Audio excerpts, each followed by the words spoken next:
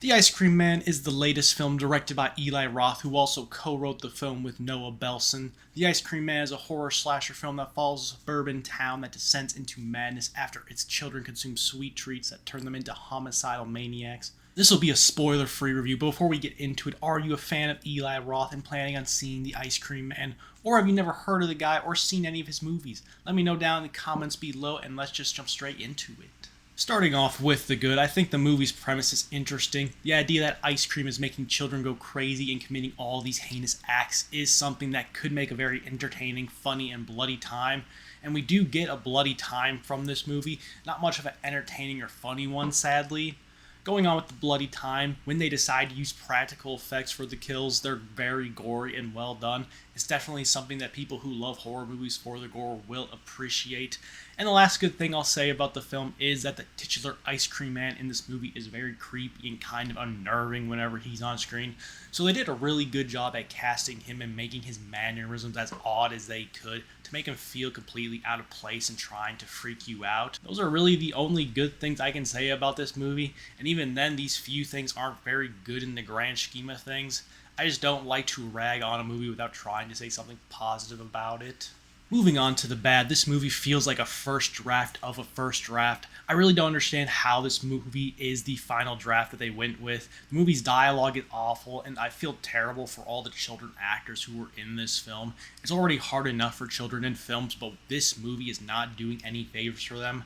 I think they're supposed to be in middle school, and the way they talk and the way they act just feels like they're all over the place.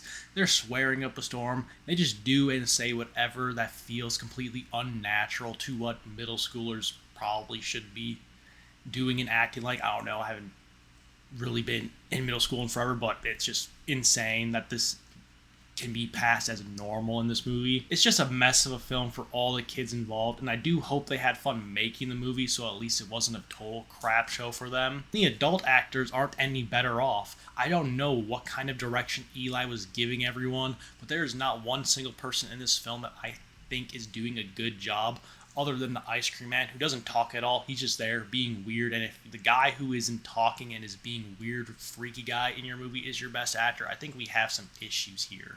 I said the gore effects and the kills were one of the few highlights of the film, and while they are, I don't particularly like them because they're being done from children. It feels like they just wanted to do the most shocking and grotesque things that you can imagine, and then have children do it because that makes it even worse. A movie I'd somewhat compare this to is the original Terrifier film. The Ice Cream Man has a lot of kills that feel like they're right up Art the Clown's alley, how brutal, how messed up they can get, blood, guts, and the whole 9 yard.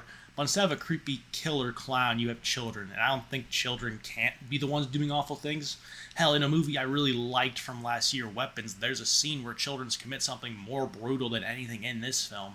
But the movie doesn't feel like they're having the children doing it just to do it. It had purpose and was the final payoff for the film's entire plot. That's just not the case in Ice Cream Man. The last few things I'll say about this movie, so I'm not just ragging on this film, is the movie in the final act tries to give us some answers for why everything is happening, but I don't think the answers that we are getting are really interesting or is anything new, which isn't the end all. Lots of movies don't try to reinvent the wheel with this kind of thing, but if you're not going to, at least do so in a way that feels like you put some kind of thought and effort into it. This felt like they forgot to make up an idea as to why the Ice Cream Man is doing what he's doing, and they just threw this together last second to try to give him a justifiable reason. But if you were to do that, I think you should have introduced this plot point earlier on into the film, make people think he's actually justify his vendetta against the town, but you just wait way too late into the film and it doesn't matter. It feels tacked on and not worth the addition whatsoever. And for whatever reason, Eli Roth decides to use AI for really weird spots in this film. Like, I think the first actual shot of the movie, not the fake trailer that plays before it, was a fully AI creation and it looked awful. The rest of this film also has these weird AI signs in the background and random cartoons.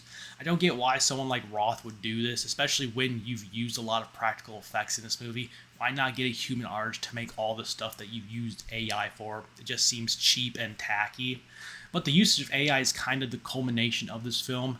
and its issues. It feels like a filmmaker who's been in the business for over 2 decades, got fed up with the system because of what happened to his last film, which was the Borderlands movie, and then wanted to give the finger to said system. And unfortunately, instead of giving the finger to the system that he wanted to escape from, he ends up giving the finger to the audience itself, and that just feels awful. So when I first saw the trailer, it looked promising and had what could have been a fun idea, but it decides to take itself way too seriously with the kills, not knowing how to make any kind of joke land, and it felt like it was slapped together with no rhyme or reason. The Ice Cream Man gets a 1 out of 10 for me. There is nothing truly redeemable about this movie. It's sloppy, it's a slap in the face to all the artists who make original art without using AI, and above all else, it's one thing a movie should never be: boring. Thank you all for watching. Like, comment, and subscribe to keep up to date with my next review. And until next time, have a great rest of your day.